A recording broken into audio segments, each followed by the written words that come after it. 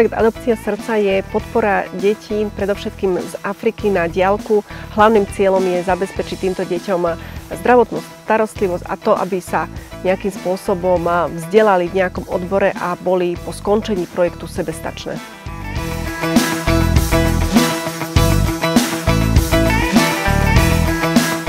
Koordinátorkou projektu Adopcia srdca som sa stala pred takmer nejakými 15 rokmi.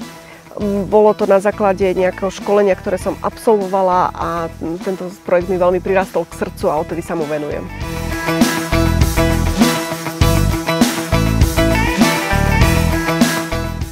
Okrem koordinátorky som aj teda adoptívnou mamou. Adoptovala som si na diaľku chlapčeka menom Fabrice.